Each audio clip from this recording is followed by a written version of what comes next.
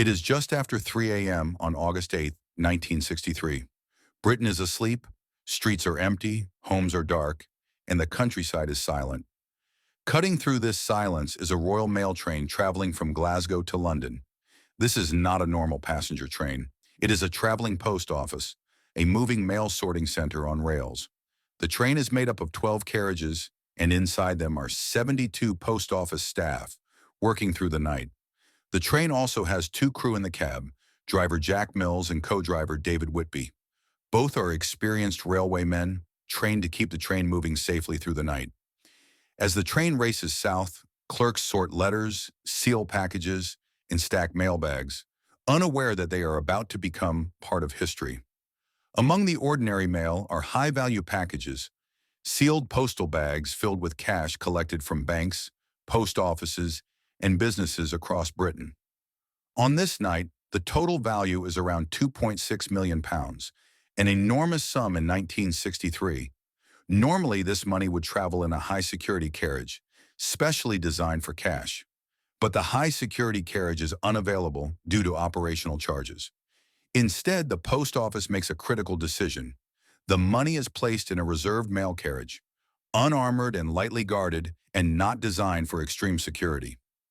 No one believes it matters. What makes this train even more unusual is how it operates. It doesn't stop at stations to deliver or collect mail. Instead, at certain points along the route, postal workers throw mailbags onto platforms while special nets catch incoming bags, all while the train keeps moving at speed. It is fast, efficient, and trusted.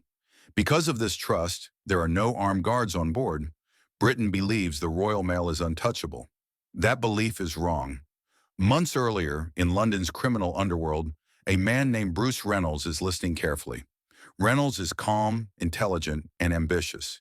He is not interested in small robberies. He wants one final job, something bold enough to secure his future forever. Through criminal contacts, he learns that Royal Mail trains often carry more cash than armored trucks. Even more importantly, he discovers that the usual high-security carriage is not available that night. Through inside connections, Reynolds receives detailed information from a mysterious figure known only as the Ulsterman. This insider provides train schedules, security weaknesses, and precise details about which carriages contain the high-value packages. To this day, his true identity remains unknown. Reynolds understands immediately. This is not just a train. It is a moving vault with a weak lock. He carefully selects 15 men, each chosen for a specific role. Some are experienced thieves. Some are drivers. Some understand railway systems and signals. This gang is very successful in the criminal underworld, but has no experience of stopping and robbing trains, so they agree to get help of another London's gang called the South Coast Raiders. This group has people who were already accomplished train robbers. The final gang who takes part in the robbery is composed of 16 men. It's clear violence is not the plan. Precision is. If everything works, the robbery will be over before anyone fully understands what is happening. To prepare, they buy a remote farmhouse in Buckinghamshire called Leatherslade Farm. Hidden by fields and trees, it becomes their headquarters. Here they rehearse lifting heavy mailbags, timing the robbery, studying railway maps, and learning how to uncouple train carriages, because separating the reserved money carriage from the rest of the train will be essential. Every detail is repeated until mistakes disappear. They know they will have less than 30 minutes once the train stops. Stopping the train is the most dangerous moment. Gunfire would bring instant attention. Explosives would be chaos. Instead, they choose deception. Train drivers are trained to obey signals without question. The plan is to tamper with the railway signal system, switching a green light to red by cutting and reconnecting the signal wires. On the night of August 8th, the gang moves into position near Sears Crossing, close to Cheddington. The countryside is dark and silent. They access the signal wiring and manipulate it so the signal shows red. Then they wait. Inside the cab, driver Jack Mills and co-driver David Whitby notice the red signal. Suspicion grows. The signal shouldn't be red. Driver do what he is trained to do. He stops the train. When the train stops at the red signal, Whitby climbs out of the cab. He uses a trackside telephone to check with signal operators. discovering that the wires have been tampered with. At that moment, he realizes the train has been stopped deliberately. This is sabotage. He attempts to raise the alarm, but communication lines have already been disabled. Meanwhile, masked men emerge from the darkness. Some overpower Whitby, while others climb into the locomotive, carrying iron bars and radios. There are no guns. Inside the cab, they demand cooperation. Jack Mills resists. Tension rises. One robber panics and strikes Mills on the head. He collapses, badly injured. Blood runs down his face. In that instant, the robbery crosses a line, from clever planning into violence. Despite this, the gang pushes forward. Now comes the most technical part, detaching the reserved carriage holding the high-value packages. Thanks to inside information, the gang knows exactly which carriage contains the money. The original plan is simple: drive the train forward and uncouple the correct carriages. But another problem appears. The robber chosen to drive the train cannot operate the diesel engine. Time is slipping away. In a desperate decision, the gang forces the injured Jack Mills to drive. Weak and bleeding, he slowly moves the train to Bridego Bridge, a quiet location chosen in advance. Once there, the gang quickly uncouples the locomotive and the money carriage, leaving their remaining carriages and most of the staff behind. This reduces witnesses and buys precious time. The engine pulls the reserved carriage further down the track, hidden from view. Now the real robbery begins. The gang has 30 minutes. They form a human chain and unload 120 mailbags, each weighing around 50 pounds. They ignore coins and traceable items, taking only used banknotes from the high-value packages. Sweat pours. Arms shake. Every second feels dangerous. No alarms sound. No police arrive. When the final bag is loaded, the gang disappears into the night.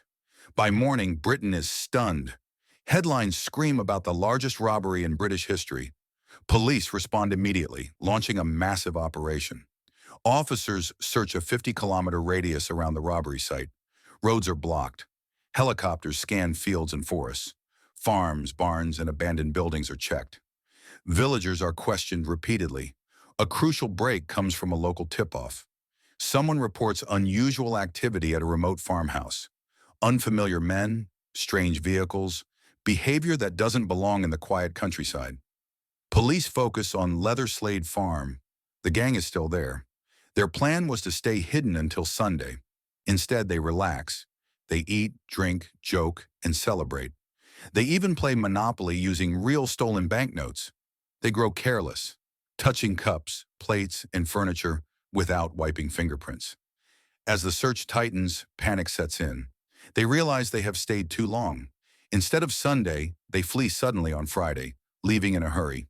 In their panic, they ask a local man to burn down the farmhouse to destroy evidence and offer him some money. He agrees, takes the money, but doesn't burn the farm. They leave everything behind: masks, tools, food, newspapers, fingerprints, intact. When police enter, the farmhouse tells its story. Beds are unmade, food sits on tables. The Monopoly board with real money is still laid out. Forensic teams lift fingerprints from almost every surface.